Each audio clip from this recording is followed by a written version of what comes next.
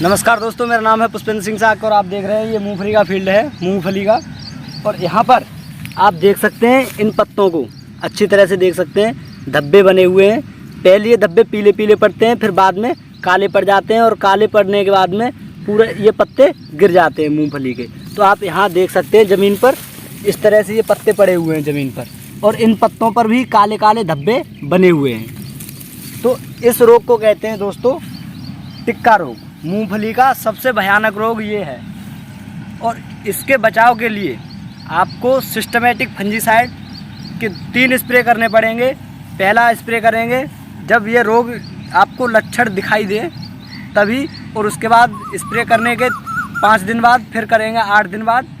तो यदि ये स्प्रे करेंगे तो आप पूरी तरह से इस रोग पर आप कंट्रोल पा सकते हैं। और साथ ही साथ में ये जो रोग दिखाई दे रहा है, तो इस रोग के निवारण के लिए 3 साल के लिए आप मूंगफली की फसल छोड़ दें।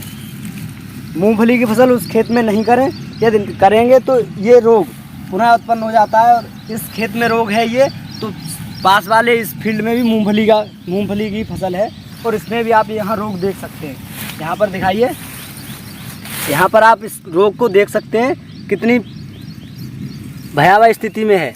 और इस फसल की अभी पत्ती नहीं गिरी हैं, इन पेड़ों की पत्ती नहीं गिरी हैं, लेकिन जल्दी ही गिर जाएंगी, पीली पड़कर गिर जाएंगी। और ये बात जनित और मृदा जनित और बीजोड़, मतलब हवा से फैलने वाला रोग और बीज से फैलने वाला रोग, और साथ ही साथ मिट्टी में हर समय उपलब्ध रहता है ये रोग दोस्तों गर्मी और नमी से फैलता है। जो वर्षा ऋतु में मूंगफलियाँ होती हैं उसमें ज़्यादा फैलता है, और ये रोग जो फरवरी मार्च में मूंगफली करती है उसमें बहुत कम होता है। लेकिन यदि वर्षा हो जाए तो ये रोग उत्पन्न हो जाता है।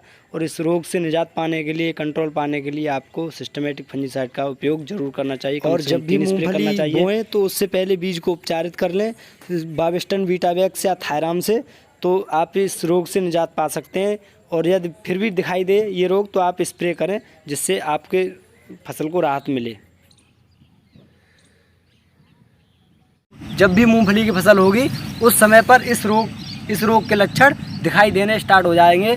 लगभग में जब से आप मूंगफली की सोइंग करेंगे उसके करीब 15 से 20 दिन बाद इस रोग के लक्षण दिखाई देना स्टार्ट हो जाते हैं। तो आपसे निवेदन ये है कि आप जब भी स्प्रे करें तो सिस्टमेटिक फंजीसाइड यूज करें, और साथ में कोई इंसेक्टिसाइड यूज कर लें उसका प्रभाव बढ़ाने के लिए। और साथ ही साथ इस बात का ध्यान रखें कि एक ही सिस्टमेटिक फंजीसाइड का बार बार स्प्रे न करें। यदि आपने सिस्टमेटिक फंजीसाइड मान लीजिए कार्बेंडाजिम प्लस मैनकोजिब यूज किया है, तो अगली बार जब स्प्रे करेंगे तो आप दूसरी सिस्टमेटिक फंजीसाइड लेकर आइए। जो पहले स्प्रे किया हुआ है उसको छोड़कर दूसरी करेंगे, फिर अगली बार में आप कार्बेंडाजिम और मैनकोजिब का स्प्रे कर सकते हैं। दोस्तों आप देख सकते हैं यहाँ मूंगफली की फसल पूरी तरह से कितनी बड़े पौधे हो गए हैं। जो इतने बड़े पौधे नहीं होते हैं, ये यूरिया ज़्यादा देने से ऐसा होता है कि पौधे बढ़ जाते हैं, और इन पौधों को लिए ज़्यादा पानी की मात्रा मिली है इसलिए ये बढ़ गए हैं। और यहाँ पर देख सकते हैं मूंगफली भी कम पड़ी होंगी। यहाँ देख सकते हैं छोटी छोटी 1-1 दाने की, 2-2 दाने की मूंगफलियाँ हैं। अधिकांश 1 दाने की मूंगफलियाँ हैं, बाकी की 1 मूंगफली है 2 दाने की। इस तरह की मूंगफलियाँ इसमें पड़ी हैं क्योंकि ये घनी भी हैं, और साथ ही साथ इसमें यूरिया की मात्रा ज़्यादा दी गई है और पानी भी ज़्यादा दिया गया है, इसलिए इसकी जो प्लांट है वो ज़्यादा बढ़ गया है, और जो मूंगफली है उसमें बहुत कम पड़ी है। तो इस बात का भी विशेष ध्यान रखें किसान भाई कि जब भी मूंगफली करें तो यूरिया ज़्यादा मात्रा में न दें और अधिक से अधिक पानी न दें। जब आवश्यकता हो तभी पानी दें।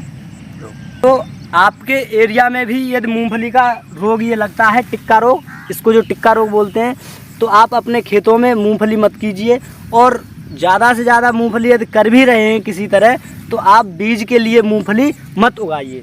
यदि बीज आपको बनाना है या बीज खरीदना है तो आप ऐसे एरिए से मूंगफली लीजिए जहाँ पर टिक्का रोग ना हो। और मुझे उम्मीद है कि हमारे उत्तर प्रदेश में, पूरे उत्तर प्रदेश में ये रोग फैल चुका है, पूरी भयावह स्थिति पर है।